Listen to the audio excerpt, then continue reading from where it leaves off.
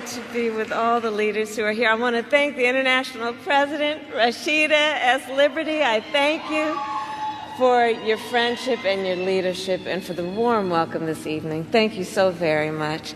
And to the International Board of Directors, to the Council of Presidents of the National Pan-Hellenic Council, and to Congresswoman Robin Kelly, it is my great honor to be with everyone this evening. And please have a seat. I thought everyone was standing. If you have a seat, please. It is my great honor to be with everyone this evening. And please have a seat. I thought everyone was standing. If you have a seat, please have a seat. Thank you all.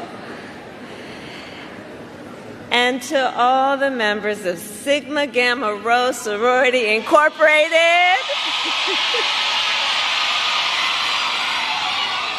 It is so good to be with you this evening, and I say that as a proud member of the Divine Nine. And when I look out at everyone here, I see family. And you know, we share a vision for the future of our nation. Ours is a vision of a future in which we realize the promise of America. And aren't so many of us empirical evidence of the promise of America? A promise of freedom, opportunity, and justice, not for some, but for all. Since 1922, the members of Sigma Gamma Rho Sorority Incorporated have helped realize that promise. Generation after generation, the members of this sorority have shown that greater service brings greater progress. I know. In the 1920s and 30s, you created college scholarships for young black women. In the 1960s and 70s, you launched a nationwide program to help folks get a job.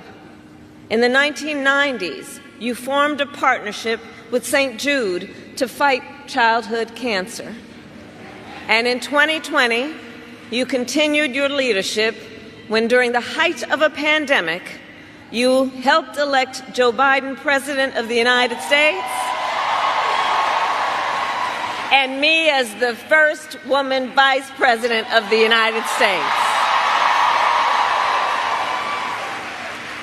And for all of those reasons, I'm here to thank you for your long-standing service to our nation and to declare in this moment that our nation needs your leadership once again.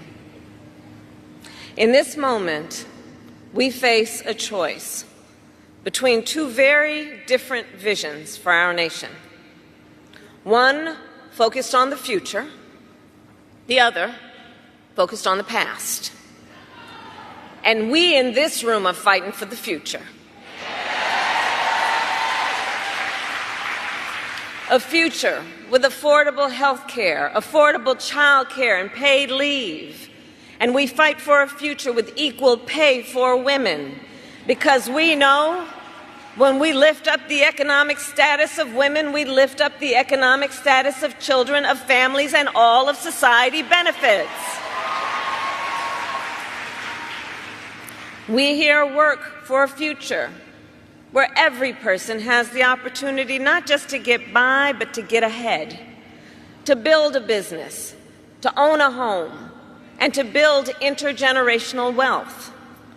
We here see a future where we bring down the cost of living for hardworking Americans, which is why we are fighting to ban more of those hidden fees and surprise late charges that banks and other companies use to pad their profits, to take on corporate landlords and cap rent increases, and take on big pharma and cap the cost of prescription drugs for all Americans.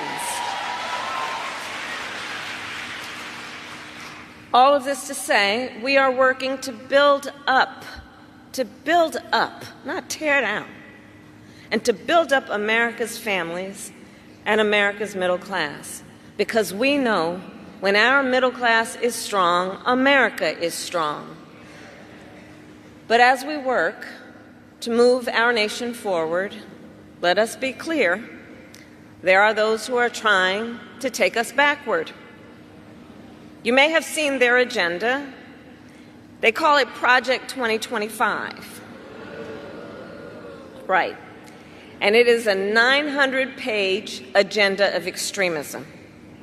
Project 2025 would raise taxes on middle-class families and cut taxes for billionaires, eliminate the Department of Education, and end programs like Head Start, which of course would take away preschool from hundreds of thousands of our children. All of this to build on what Donald Trump did in his first term. When he was president, he gave tax breaks to billionaires and big corporations. He tried to cut Social Security and Medicare every single year. And he and his allies have tried more than 60 times to end the Affordable Care Act and to take us back to a time when insurance companies had the power to deny people with pre-existing conditions. Remember what that was? Denying children with asthma, breast cancer survivors, grandparents with diabetes. And you know, America has tried these failed policies before, and we are not going back. We are not going back. We all here remember what those 4 years were like. And today, we were given yet another reminder. This afternoon,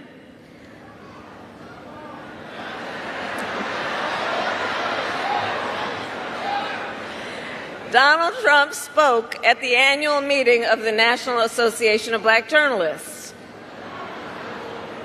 And it was the same old show. The divisiveness and the disrespect. And let me just say, the American people deserve better. The American people deserve better. The American people deserve a leader who tells the truth, a leader who does not respond with hostility and anger when confronted with the facts. We deserve a leader who understands that our differences do not divide us. They are an essential source of our strength. So I say to Sigma Gamma Rho Sorority Incorporated, ours is a fight for the future, and it is a fight for freedom. Across our nation, we are witnessing a full-on attack on hard-fought, hard-won fundamental freedoms and rights. The freedom to vote, the freedom to be safe from gun violence, the freedom to live without fear of bigotry and hate, the freedom to love who you love openly and with pride, the freedom to learn and acknowledge America's true and full history, and the freedom of a woman to make decisions about her own body and not have her government tell her what to do. A fight for our most fundamental freedoms. And to this room of leaders, I say, bring it on. Bring it on, those who would dare to attack these fundamental freedoms. Because we here, we love our country. We love our country. And I believe it is the highest form of patriotism to fight for the ideals of our country. So we, who believe in the sacred freedom to vote, will finally pass the John Lewis Voting Rights Act and the Freedom to Vote Act. We, who believe that every person should be free from gun violence, will finally pass universal background checks, red flag laws, and an assault weapons ban. And we, who believe in reproductive freedom, will fight for a woman's right to choose, because we know one does not have to abandon their faith or deeply held beliefs to agree the government should not be telling her what to do. because we know faith and freedom can coexist. And understand, when he was president, Donald Trump handpicked 3 members of the United States Supreme Court, the court of Thurgood and RBG, because he intended for them to overturn the protections of Roe v. Wade. And as he intended, they did. And now, in the South, where the majority of black women live, every state except for Virginia has an abortion ban. Many with no exception even for rape and incest. And now he intends to pass a nationwide abortion ban, to ban access to fundamental health care in every state. But I will not let that happen. I promise you, when I am President of the United States, and when Congress passes a law to restore reproductive freedoms, I will sign it into law.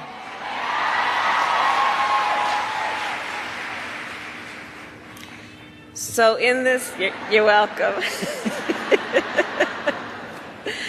So in this moment, our fundamental freedoms are on the ballot, and so is our democracy. This month, and it really bears, just with all that's been happening, to for a moment pause and think about it. This month, the Supreme Court basically just told the former president, who has been convicted of fraud, that going forward, he will be immune for activity we know he is prepared to engage in if he gets back into the White House. Recall, Donald Trump has openly vowed, if reelected, to be a dictator on day one, that he will weaponize the Department of Justice against his political enemies, that he will round up peaceful protesters and throw them out of our country, and even, quote, terminate the United States Constitution. So in conclusion, I say to the incredible members of Sigma Gamma Rho Sorority Incorporated, there is so much at stake in this moment. Election day is in 97 days. And in this moment, once again, our nation is counting on you to energize, to organize, and to mobilize, to register folks to vote and get them to the polls, because when we organize, mountains move. When we mobilize, nations change. And when we vote, we make history. So let us continue to fight with faith, with optimism, and with hope. And when we fight, we win. God bless you, and God bless the United States of America. Thank you. Thank you.